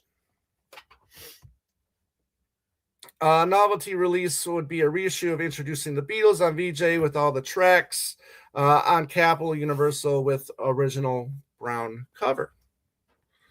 Okay, for Record Store Day. Yeah, maybe. How has the Smiths not been? They have been nominated. They were nominated for several years in a row. They just didn't get voted in.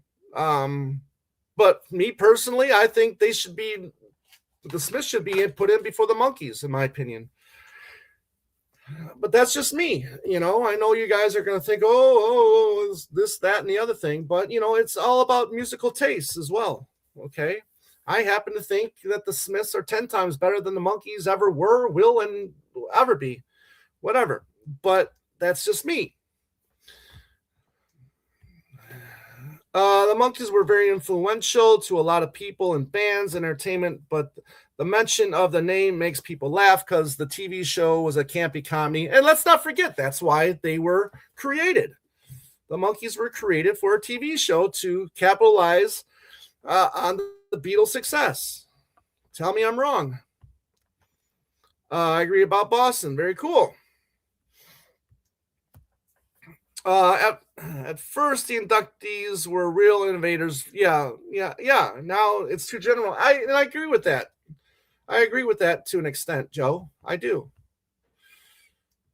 Let's see here. Talked about them more and their influence than they would be taken more seriously. Okay. Let's see here. Because the committee are snobs, rock and roll. Yeah, Rolling Stone. Yeah. No, you're right. Joe agrees. Let's see here. Late to chat. Maybe you discussed already. My Prime account says Man on the Run starts tonight at 7 Eastern. Well, yeah, we did talk about Man on the Run. But if it starts tonight, then shit, maybe I'll watch later tonight. But I am going to go see the Elvis movie Epic tonight, so maybe I'll watch that when I get back. Let's see. George says different thoughts and opinions are what make great shows like this one. Tom, thank you very much, George. I really appreciate that. The fan vote is a single vote. Yes, thank you. That's what I'm. Yeah, thank you. I remember that now. Yeah, thank you, David, for mentioning that. Yes, it's a single vote. Right. Okay, not that all the Monkees' own songs were not good, but they were better when other people wrote for them. And I mean, then that's part of the history of the Monkees, right? Listen, they had a formula, correct? And when they started to get away from that formula, they were still kind of successful, but their popularity started to wane.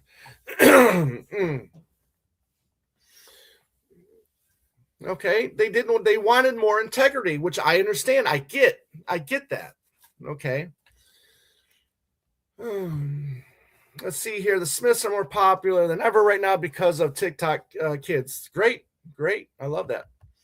Let's see here. Yeah, Tom, most of your monkey opinions are because you don't care for the Monkees, which you kind of said. Yeah, listen, but I did. I went through a phase.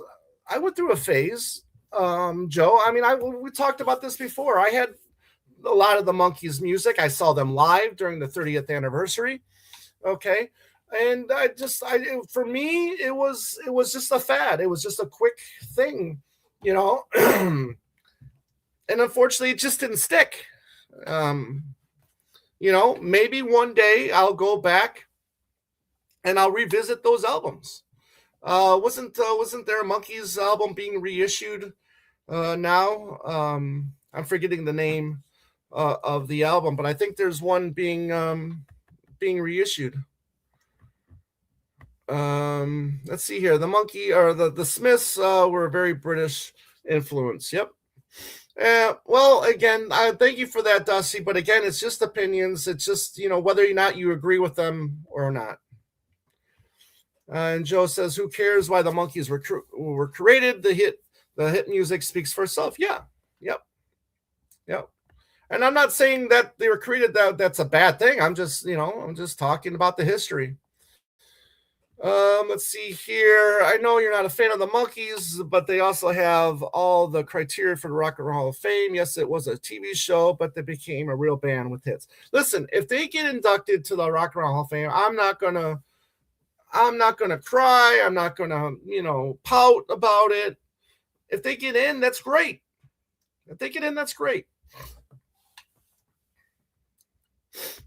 But I don't even know if they've ever been nominated to get in. Let's see here. Thoughts on Ringo the Fourth? Well, it's a good album cover. I like the album cover. I like the back album cover. When I was with Talk More Talk, Joe and I, when we were with the show, there was a series of shows we did called Another Listen, where we went back and revisited, albums that weren't very much appreciated by the press or the people. Okay. And Ringo the Fourth was one of those albums we went back for and revisited it. And I tell you, it wasn't as bad as I remembered it to be. It's okay. Now I'll tell you one thing I like. Wings was on that album, right? I do much prefer the cover of Wings that he was a 2012 album that Ringo did, the remake of Wings. I very much preferred that remake over the original version, but it was okay. Is that the one Drowning in the Sea of Love as well? Yeah, I enjoyed that song as well. King Crimson being in the Hall of Fame is criminal, or not being in the Hall. Yeah, I know you, and I know you're a huge fan of King Crimson. Favorite song on the Ring of the Fourth is Simple Love Songs. Was it the one that Eric Clapton? This be a song. Not my favorite. Let's see here. Bit song 100. Hey Tom, I saw a John Lennon doc recently called On Borrowed Time. It's a good enough but full of talking heads. LOL. Yeah, that one I haven't seen yet. I am interested in seeing that one. To be honest with you, give me 1 second here, you guys. I gotta check out. Okay. Hour and 39 minutes in, guys. Thank you very much once again. You guys are great. Please hit that like button. Please subscribe if you're new here. If you haven't subscribed yet, please subscribe. We really appreciate that. And thank you all for the people that joined us this past Monday when we reviewed the film Man on the Run with Mitch Axelrod. We had a lot of fun doing that. Chip says, like the Monkees, but Paul Revere and the Raiders better, I think. Okay. Okay. Ringo got inducted under influence category.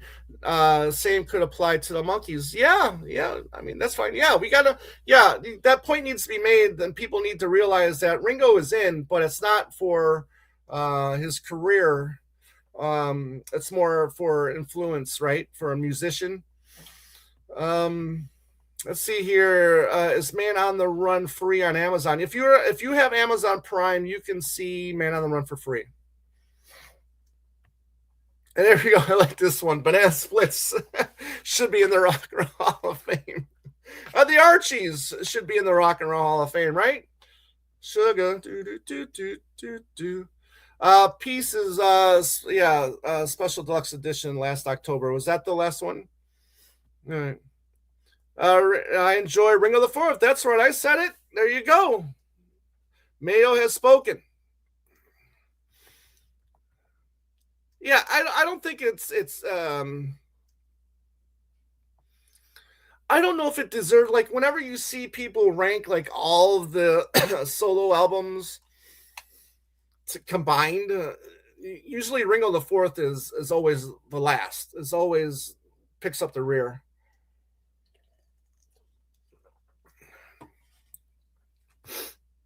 Let's see here. I'll put Ringo the Fourth on before any George album besides All Things Must Pass. Really?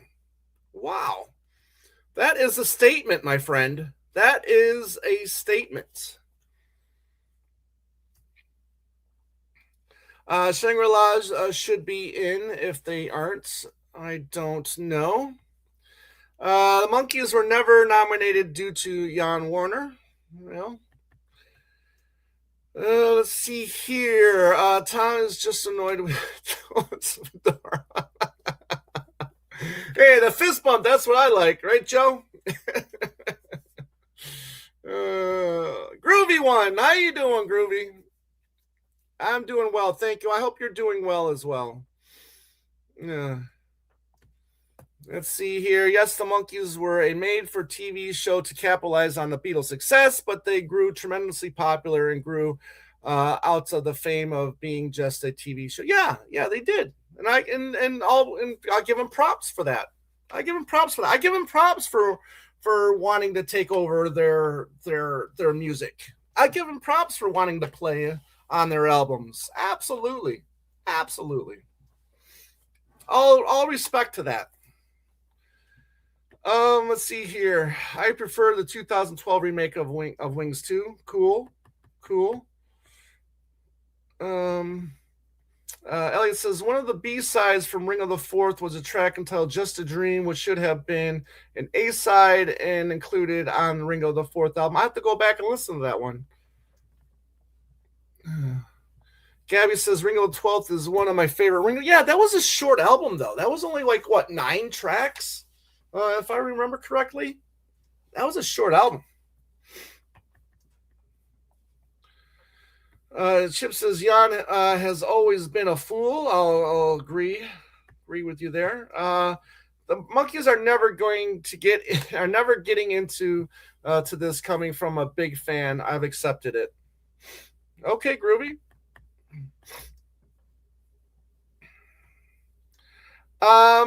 I could be wrong, but apart from early 70s Ringo's albums, Ringo's solo career catalog is ignored in the UK. Well, I mean, his last album was huge in the UK, right? Look Up was big in the UK.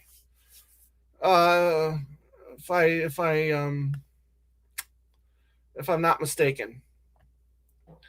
Dusty says, do you think maybe the reason the Monkees haven't been inducted is because all of them have passed away except for Mickey?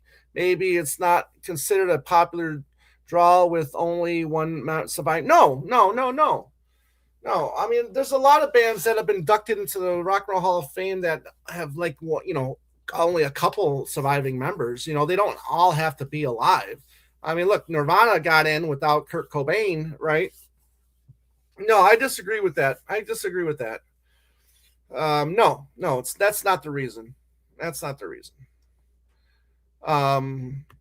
and listen, and you get inducted 25 years after your first album, right? Okay, so they should have been inducted, early on, and like they should have been started getting inducted or they should have been nominated, right, in the late 80s, right, or no, or the early 70s, should I say? Not early 70s, early 90s, right? Like 92, 91, 92, 93. They should have been starting to get because the first album came out what, late 66, Joe? Was it late 66 the first album came out, or was that the single? Single came out in late 66, and then their first three albums came out in 67, was it? No, Dusty, this has been going on. Yeah, it's been going on for decades. Yeah. Yep. It's not rock anymore, but rock came from not rock. Rock came from other genres of music that were not rock. Um, do you think Joy Division New Order get in this year? No, I don't. And I mentioned that earlier. Um, you know, if the Smiths can't get in, then I don't think the Joy Division New Order should get in. And I do enjoy some of their songs. I do. And I do think that they were an influence. Okay. And they've been around forever, right? They were critical darlings, because I think that's also a criteria to get in. So I don't know. I don't know. I hope so. Love New Order. Yeah, cool. Gabby says yes. Very short, but all songs on 2012 are fun, and I have a blast every time. Okay. Let's see here. Gotta run. Tom, have a great evening seeing Man on the Run and eating some Italian food. Yes, thank you very much. I appreciate that, Elliot. Thank you for being here. Thank you for being here. Chip says, Just a Dream is a good overlooked Ringo track.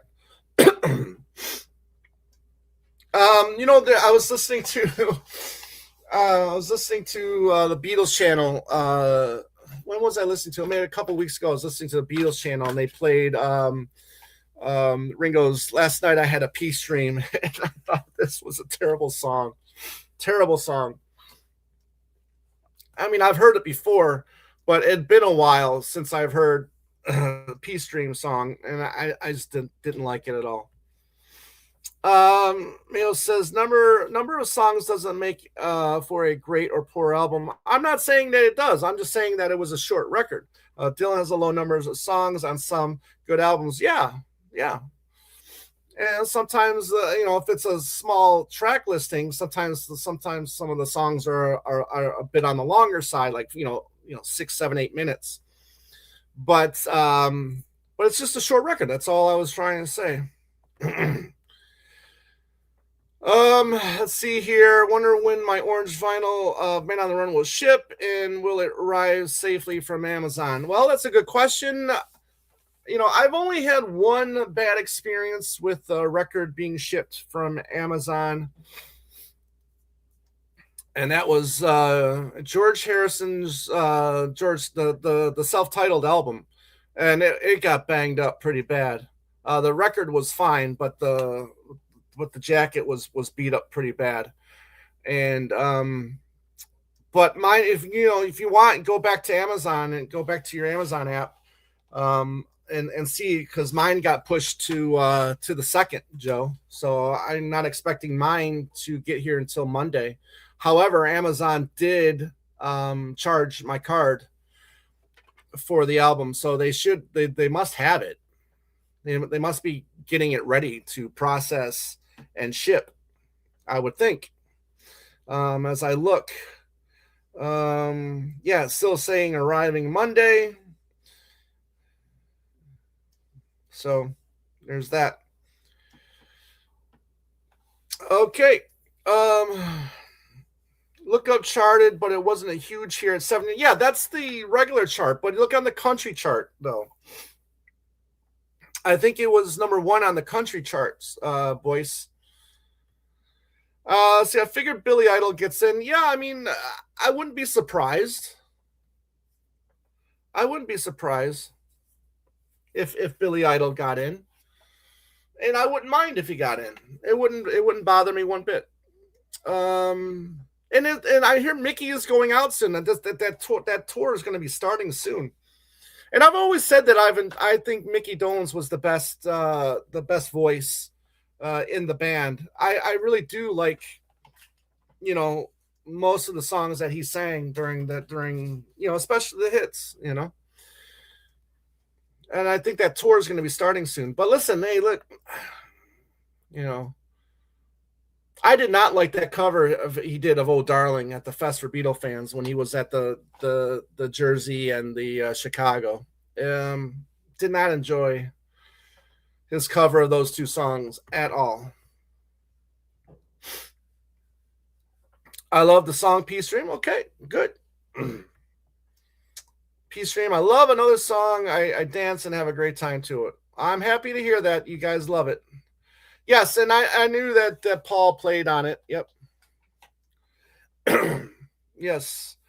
Duke says, "Lucky you. Amazon shipping and handling sucks. I do import CDs, so I actually get consistent handling quality on LPs and box sets." Yeah.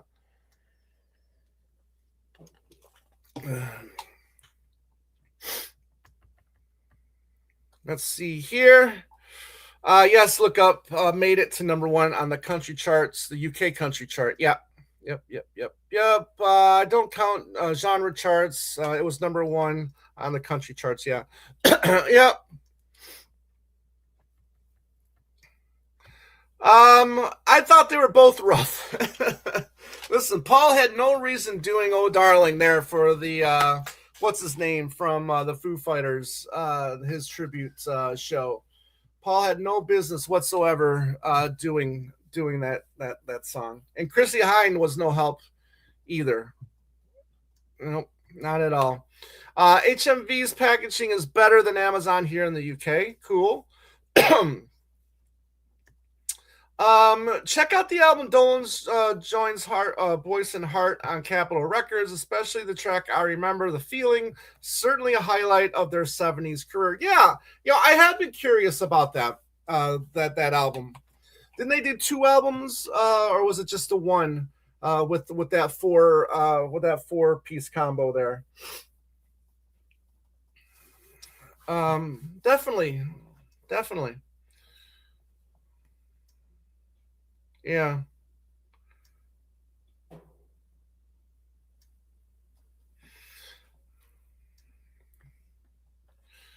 Yeah. So, okay, we're about 8 minutes away from ending the stream. You guys were fantastic. Thank you guys. Really, from the bottom of my heart, I really much appreciated this chat. No relation, of course. Yes, I got you. Ellis says T7 Records reissued it as a 2-record set with live tracks. Okay, cool. I can tell you the runtime right now, Joe. Yeah, let me just go to my AMC app. My AMC.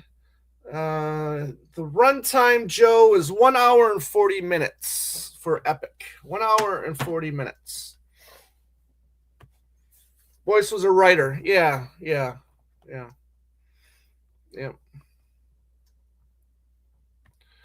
Oh, no, how long will it play at theaters? I mean, listen, it did fairly well last weekend.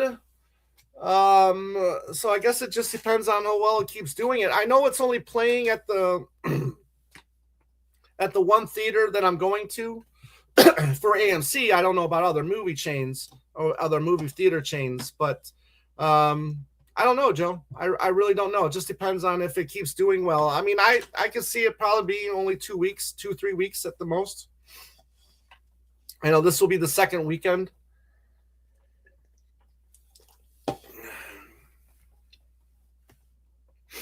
Elliot says Epic. Every second was great. Very cool. I'm happy to hear that. I am very happy to hear that.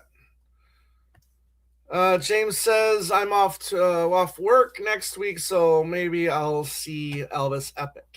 Yeah, yeah, please do when I'm back next week.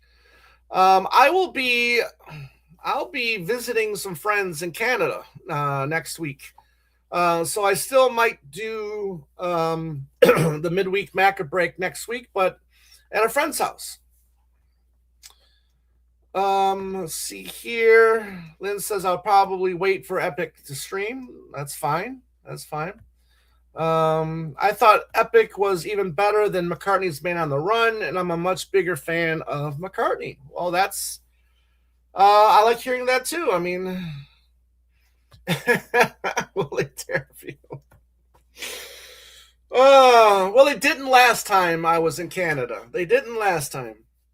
I was in Canada last November. No, wait, was it? No, was it November? Yeah, it was November. For Hamilton. I'm so glad I went to that show. I cannot tell you how happy I was to finally get to see Mullet Tyre played live. Epic, epic night. But no, I will not get tariffed. Anyways, 5 more minutes, 4 more minutes, you guys. So again, thank you.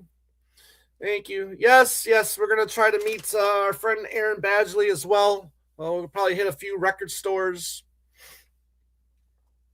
and well, I'm sure we'll hit a few record stores. We'll have some fun. We'll have some fun. Groovy one, thank you so much. I'll have to see you guys one night when you guys are live, and I'll have to try to hang out with you guys. Hang out with you guys soon. You guys are great. I love you guys. You guys are awesome.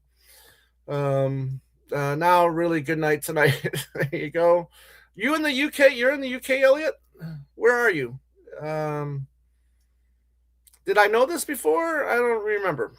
I got a bad memory sometimes. I've only heard Mole once. That was the Wings gig in '79. Yep, very cool. Very, very cool. Staten Island. Okay. Staten Island. Yeah. Anybody going to go to the Paul Wings exhibit for the Rock and Roll Hall of Fame? And that's what, in March, at the end of March? I'm thinking about getting tickets to go to that.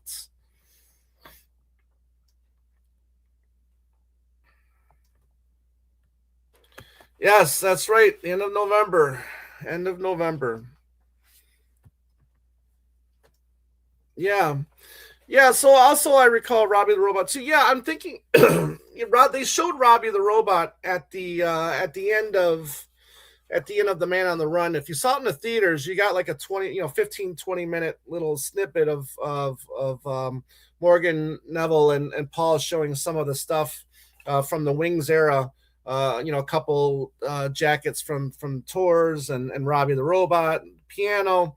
And I'm guessing that's it's in May. Thank you, Gabby. I'm guessing that's going to those items are going to be at the Rock and Roll Hall of Fame. And actually, the exhibit, and actually, our friend Aaron Badgley, he's in Ontario right now. They're doing also an exhibit there as well. And I think he's there checking it out right now as we speak. The place got over 30 inches of snow. Wow. Yeah. Yeah, that's crazy. That's crazy. Just crazy. Yeah. So you're going on opening day, Gabby? I'm excited. It'll be almost like a fest gathering, I feel. Yeah. Yeah, absolutely. Yeah. I'm gonna have to do that. I think the post credit video items will be at the Rock and Roll Fame, but I hope that's not the only. Yeah, yeah. Obviously, yeah. There's got to be more items than just yeah, yeah. Please do, Gabby. Thank you very much. Thank you. That'll be awesome. Okay, you guys. Well, we're seconds away from ending the stream. You guys have all once again been fantastic. You were great. You were great. You were great. You all are fantastic. We are going to Andy and I were going to be recording a new show soon, and we're looking forward to doing that. So everybody, we'll get Boyce in real quick. I had to head off now. Tom, good to see you. Yeah, always good to see you guys. Always is good to see all of you. Rory says, "Do you think Elvis has the same popularity with young audience as the Beatles have?" I haven't witnessed it yet. I mean, is there Elvis conventions or fests or whatnot that have been going on for 50 years? I don't know. Yeah, I should be available for a movie show on Monday. Absolutely, Joe. Yeah. Maybe I don't know. I'm actually no what no I maybe not because I'll be driving to driving. Um, but if you do it, no, maybe I'll do the movie show first and then drive because I think I'm going to stay home until I'm staying home until till the soundtrack gets delivered, and then I'm gonna go. But yeah, hey Nick, good to see you. Love you too, buddy. But I'll be in touch with you, Joe, on that. Okay, I'll be in touch. It's gonna be a late drive. Yeah, and it's about a 3 hour drive as well, so it's not that bad of a drive. I can do 3 hour drives in my sleep. George says, I would say the Beatles have a much more relationship with the youth of today than Elvis. Yeah. Okay. Guys, once again, you're all fantastic. Appreciate it. I will see you next week on the live chat, and we'll see if we're going to have a new episode drop either this week or next week. Annie and I were discussing how we're going to do this next episode and getting the research in and all the preparation for what we're going to be doing next. So Joe, cheers to you too, my friend, and everybody out there, take care, have a great rest of the week, enjoy your weekend, and bye-bye.